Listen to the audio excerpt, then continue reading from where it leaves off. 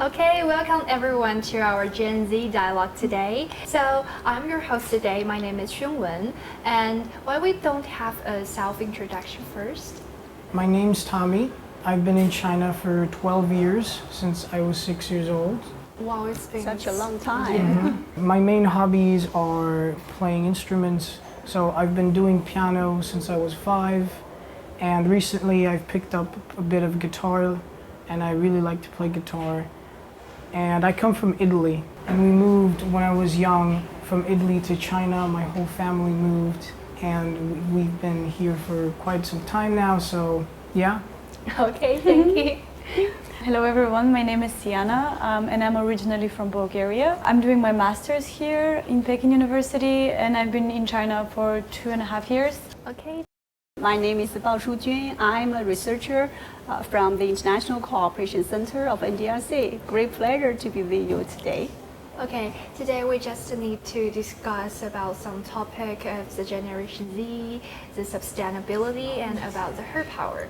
So before we diving into our topic today, well, we have a quick the question and answer. So the first question is how you feel about being defined as the Generation Z youngs.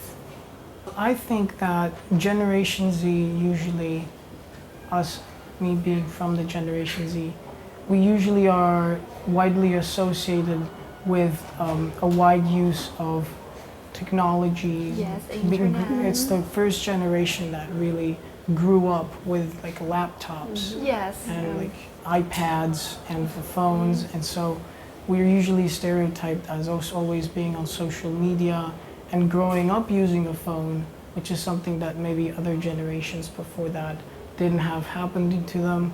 And also growing up around each other with social media in a way that other generations maybe haven't gone through. Yeah, I totally agree. I think for me personally, I really feel like a Generation Z. I cannot go without my phone on a daily basis. I do use the phone, I do use laptops, internet and social media. And I think it's going to be very interesting to see how Generation Z is going to be when we get older. In comparison with previous generations, this is, as you said, that's the first time we're experiencing online life. Okay, the next question is, what is the one thing or tech from your home country can be bring Generation Z energy? Just choose one thing from your home country that you think can be the represent of the Generation Z. Okay, so if I had to choose one thing that represents Generation Z in my country very well, probably, I think in my country there's a lot of more nightlife, maybe, than there is here. So maybe like the discotheques, maybe this new generation is, not everywhere, but they are more used to going with their phones in more places. And so maybe this, because of all the social media and the extended use of devices, sometimes, lots of people just go out and they go to like discotheques or like concerts.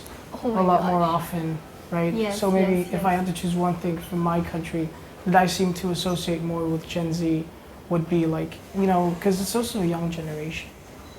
So it would probably be the nightlife, like discotheques, concerts, right? Yes. These things. Yes, it's something like that. Actually, in China, I think it's same like this. Yeah. I think for my country, something that I associate with Gen Z is trends like on social media. For example, you would have, post a picture when you were a child and then like you would tag all of your friends. You would post that on Instagram or something like that, and then your friends have to follow. So I think that's something that I would associate this like trend following with Gen Z. Yes. And the second is, I think this question is really interesting. That is, after you just living and working in China, just to choose one Chinese food to describe the China's Generation Z. I think it's a boba, Boba. milk tea. Yeah. Milk tea. How would that, so what is it exactly? I feel like I associate, like for example, Mixue, Bingcheng. Bingcheng. Yes, Bingcheng. yes. I associate this with Gen Z because it's only like students that go there because yes. it's cheap. Yes. So I kind of really agree, because I did have a friend of mine who he'd been raised here for a really long time, Yeah. and he go to Ningxia Bingcheng every day, Yeah. and he'd always buy a boba tea, and then I got used to it. and like I'm Generation Z, and I just finished high school now, and so but I'm still used to going to like the Mingshu Bingchang, which is kind of like a fast food. Yes. So I guess in that regard, I could see that. I would agree. Oh, I love You know? liberty too. So in this sense, I'm Gen Z too. So the next is show us one Guochao item you just brought recently and tell us why you choose it. I think me personally, I grew up actually with a Xiaomi phone. Oh. So I didn't. Right now I have an Apple, but before I used to grow up with a Xiaomi phone, and I was used to having the Xiaomi phone, and I think being the 果粉 was it- it's like the 米粉. 米粉 yes. Yeah. It's like you are the fan of the Xiaomi. yeah. Well, because at first I didn't have an Apple phone, and my parents they didn't trust me with an Apple phone because like, oh, it costs too much. I have to give them something cheaper. And so I got the Xiaomi phone, and maybe that I feel like to me represents, or maybe a Huawei phone represents better the Generation Z in China, where like more people buy those phones than a regular Apple, and it's more convenient, and it's got the Chinese apps, right? Because yeah. there's also like the Chinese social medias that are very different, like Bilibili, Oh yeah. right? Yeah. Like Weibo, Yeah. WeChat, and you don't have all of those on the regular Apple. So Apple Store. yeah. I think something like an item that would have those type of characteristics, at least like in my personal life, would be a lot of like Chinese styled clothes. Yes. Yes, like hanfu or like something like that have motifs of like Chinese dragons or something like that. Oh, I yeah. think this is something that I really like started buying after I came to China. I really like the style and like the way it looks. Actually, a lot of foreigner friends just told me we really like the traditional clothes of Chinese Yeah. China. Okay, So the do next you wear question traditional is Chinese? I do. interesting Sometimes. too. That if a superhero just team up to save the planet, just to solve the problem of the environment, so who should be the leader? The leader of the team that to save the planet Oh, and to I see. solve the problem of the environment. I think because I usually think of like, okay, well, who really cares about the environment and the planet? I don't know. I'm thinking of like a Superman figures, or maybe Superman, you know, Yeah. who like with his superpower could probably like fly everywhere and like keep everything in check. Oh. Maybe. Yeah. So I guess I would say Superman if I say which one would be a leader. I think I actually have a good answer for that. If it has to be like Gen Z and it is connected to like sustainability and environment, I would say like Greta Thunberg, because she's very active and like very proactive in this topic, and she's also like very young. Yeah. So I think that's a good fit. Really interesting. Two different answers. I was thinking more actual superhero. She was thinking more realistic superhero. So the next question is, what is the most mind-blowing digital life moment you have been in China? Like we always to buy all the things online just to use I the think- mobile payment I or think someone else. because when you go out of China, like it's different in China. You can just like everything's in your phone, and if Yeah. you don't have your phone, then you essentially don't have anything anymore. Yes, Like, you can't actually, buy yes. anything. You can't text to anyone, right? You can't also go on Taobao if you're like home without a phone. Like for example, so like everything in China that you do is on your phone, and it's really I think it's a big culture shock from Westerners that come here Yes. because like they don't have like they don't used to pay. in cash. Yeah. I think when I first came to China, I was very surprised that everything you need sort of in your daily life, whether it's like a taxi, buying tickets, or ordering food, you can all find like in one app. Oh, And I Yeah. think that was Yeah. like the biggest like wow moment. Oh, how convenient, you know, like you have everything on Yeah. WeChat, you could have everything on Alipay, and it's Yes. great. So the last question is, which app on your phone that reveal you are a green generation here? Like use Meituan, I can use the share biking, and it show us I'm the Yeah. green generation Z, something like this. I guess maybe, for example, maybe the bicycle apps. Yeah, Like the bicycles, yeah. because Yeah. you show that you're using a bicycle instead of like going on a taxi, Yes. which is like you know, or going on a bus which takes petroleum, you know, like if they're not electric buses or like the cars aren't electric, then the bicycles actually help because then you don't have to actually go on a car and waste fuel to go on a car. You just have, there's so many bicycles everywhere, right? Yeah. And maybe that's something that's like a really green, sustainable, you know, thing Yeah. that's about this generation. Also, there's like, usually though, the buses are electric. Oh, And so yes. there's also that, Yes. right? So if you have like a bus card or you have like a metro card, they're not really using, they're going on electricity. And so that's also very green energy, maybe. Yes. I guess I would say that. So after this, we just diving into our core topic today. So it's the first topic. It's about the gamification of the green living. I don't know. Have you ever heard about the ant forest just in the Alipay app? Yes. That is when you earn the point to plant the real tree in the desert, that is discount.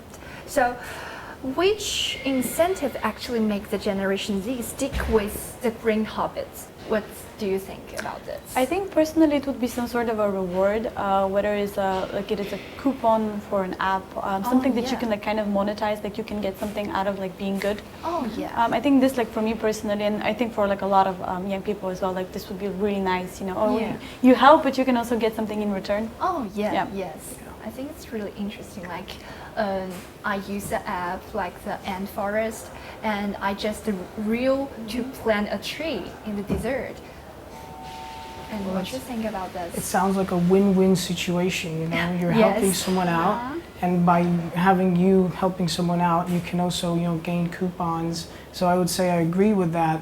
There's also probably the fact that since Generation Z has like grown more with the internet, they're more exposed to these kind of global issues, global Yes. problems, and maybe like, you know, this one with the ant forest project, it seems to be a fairly big problem here. So, you know, it's also with the media, it's a lot more easy to get this information, right? And we're more Yes. exposed to it. So maybe that's also why they try to help more. Yes, and I think maybe this internet just help us to think we just be more close to the problem that is in the planet. Yeah, yeah. Because actually, when we don't have the phone, don't have the internet, we maybe just pay attention on the things that would happen in my home, in my family, or in my country, not about the planet. So the next question is: picture this, you are designer of this ant forest. So what elements you would put it in this app? And what things you think is most important that to help the Generation Z to pay more attention on the green energy or someone else? I think definitely like this type of an app should be a lot interactive, and really like engage the users, because a lot of like young people, unfortunately, they aren't able to like focus for like a long time on something. So you should make it like you should send a message, or like you should like be very clear about what you're trying to, you know, like what type of an action you're calling for, in order to grasp somebody's attention, and then like sort of share your message, and so that it's like shorter but more like a stronger, like stronger impact. So like shorts, This is really right? Yeah, like short, and also like shorts, very They have like a page of shorts. something like that. Maybe. Also, and also like just like the way like the interface of an app should be like interactive in a way. Yeah. I don't disagree. You know, like I do think that you do have to have some kind of engagement to the app. And you know, I was thinking shorts seem like a good directive. It's really quick. You know, our generation doesn't tend to pay a lot of attention. If there's a video that's like 30 minutes long, yeah, that some makes short long. video, the TikTok. Yeah. So that does seem like heading in the good direction. Okay, Yeah. thank you. So maybe we can hear some the deeper perspective from our professor. Yeah. So can you just analyze this topic? So I think, you know, from my point of view, one of the biggest challenges in promoting sustainability isn't awareness, it's about participation. So I think nowadays we all know that we should protect the environment. The question is how to make green behavior part of everyday life. how to make people feel rewarding by doing it, not burdensome. I think China's Ant Forest, as you mentioned, right, the Ant Forest program is a good example for us to follow. It turns sustainability into a social game. If you walk more, if you use public transport, or if you try not to use disposable plastic, you earn points. Then you use those points to grow virtual trees, trees that Alipay plants in real deserts like in Mongolia. Since the program started, Ant Forest has avoided over 283 million tons of carbon emissions, and 65% of users are under 30. This means a lot of Gen Z are participating.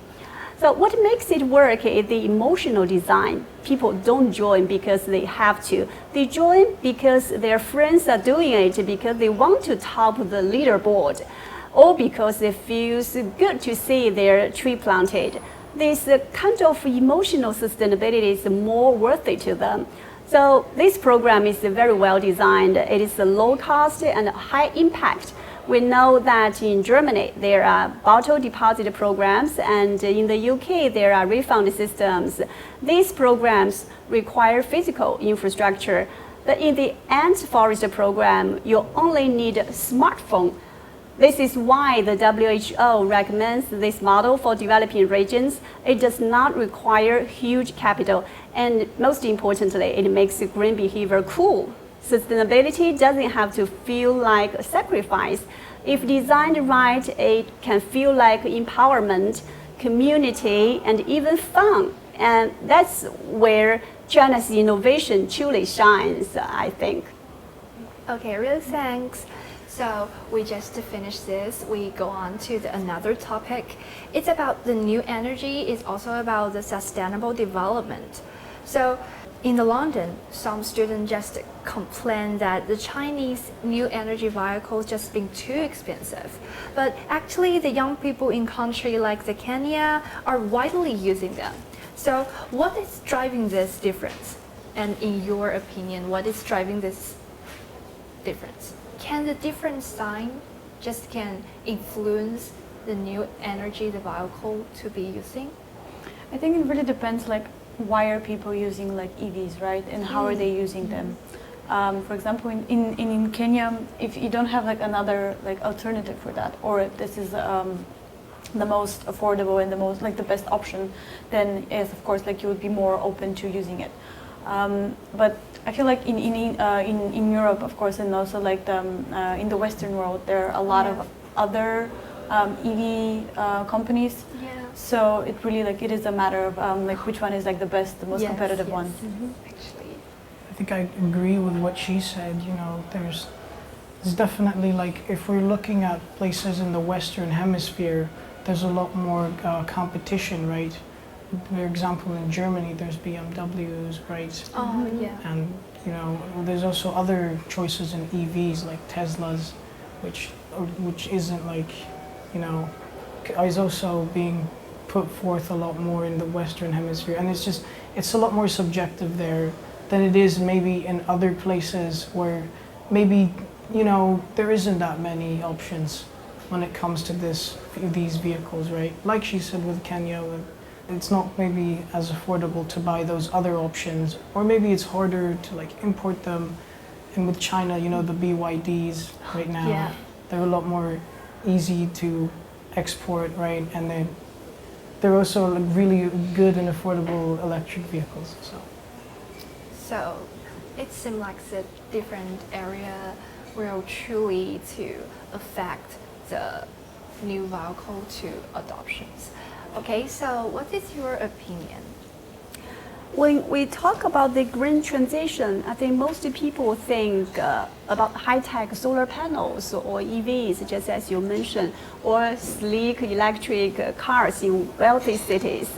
But the real power of green technology is whether it can reach the people who need it most, including young workers, small business owners, and the rural communities. And in that sense, China's electric vehicle ecosystem offers an extremely inclusive model. Take Kenya, for example, just as you mentioned. I think that Chinese electric vehicles have become affordable tools for delivery riders and taxi drivers. They are not luxury items, they are cost friendly. In Europe, electric cars are often priced very high, and most Gen Z cannot afford them. Many young people are left out of the green shift because of high costs, strict regulations, and limited charging infrastructure. So what's remarkable about China's approach is how policy, market, and supply chain all move in sync. So the government doesn't just say, go green. It actually subsidizes EV purchases, builds national charging networks with license plate fees in major cities, and supports local assembly lines. So this creates an environment where entry-level EVs are not only available, but also cheap and practical.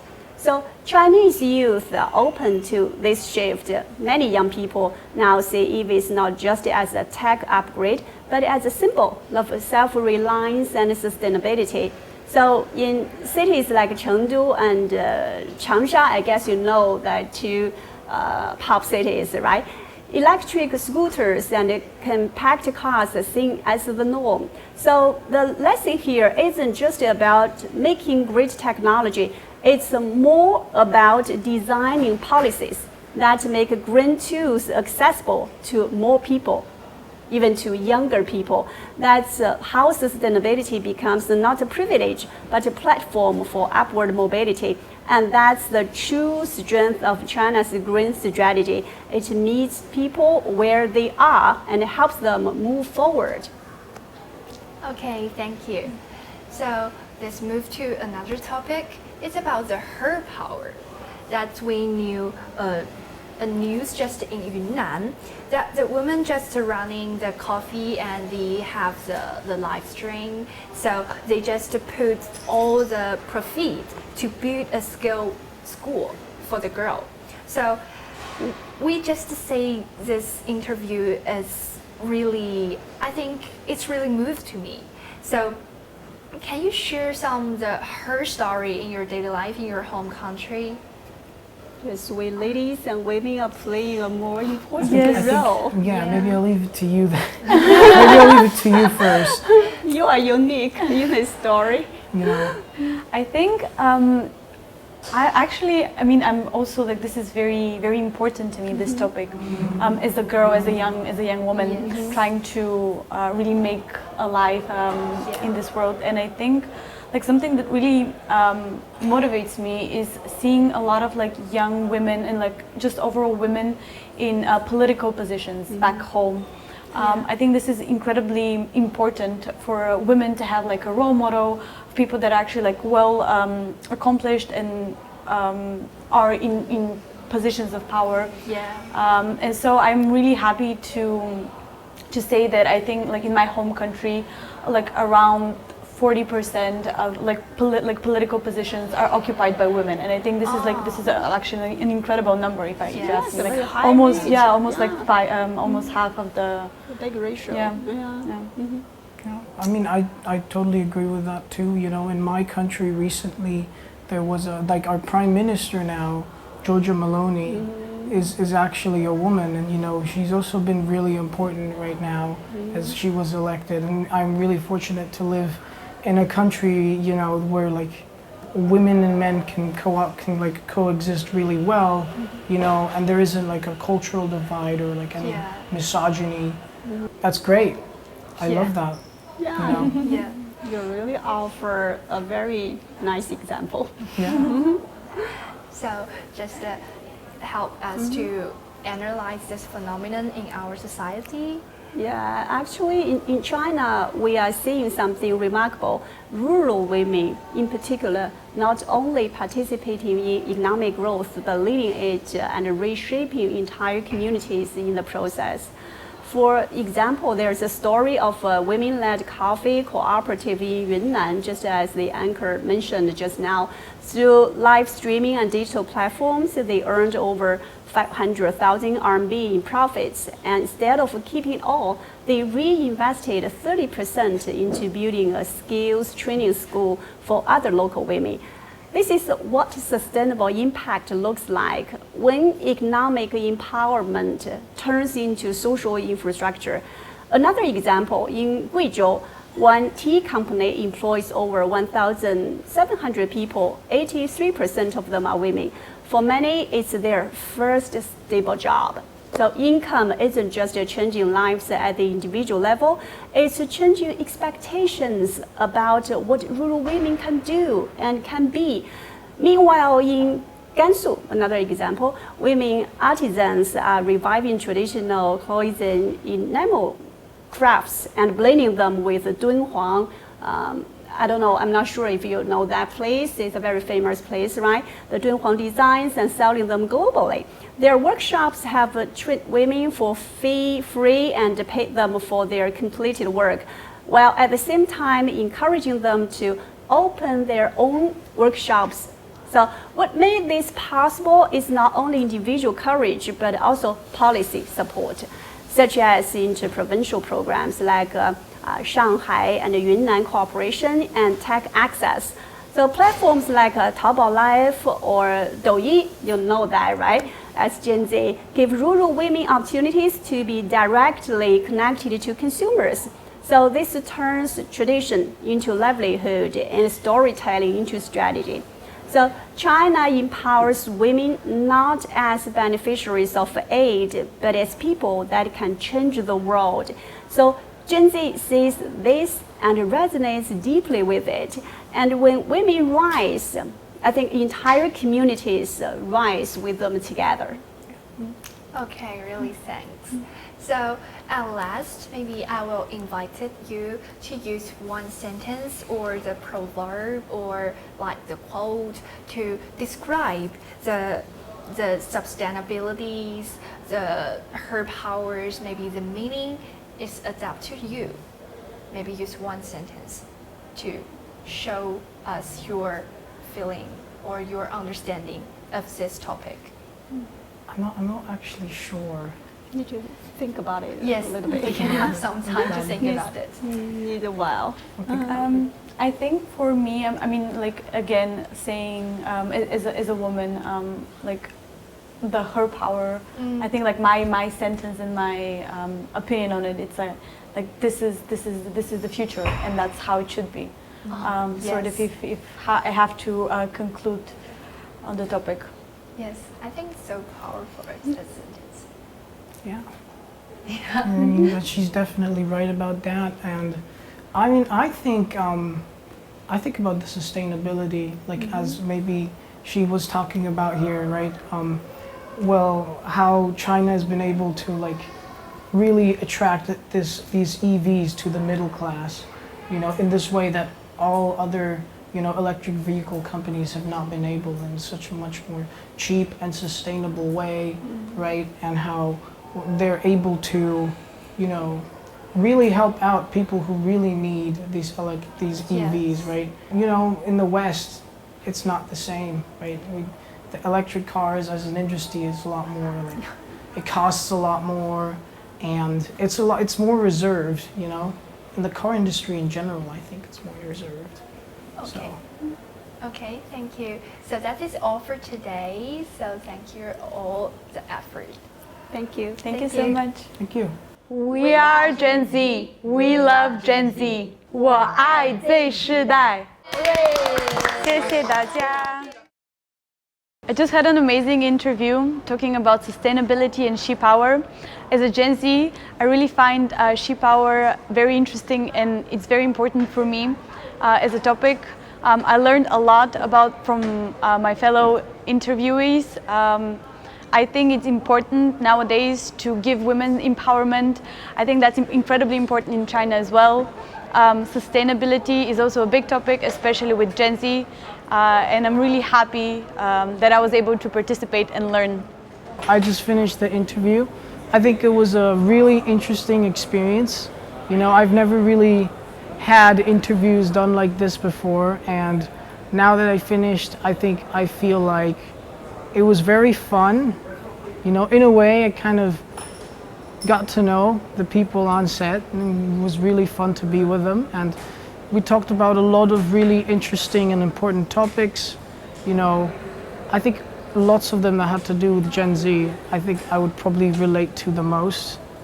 And if there was one thing I'd have to say to the Gen Z here in China, I love 命是冰场.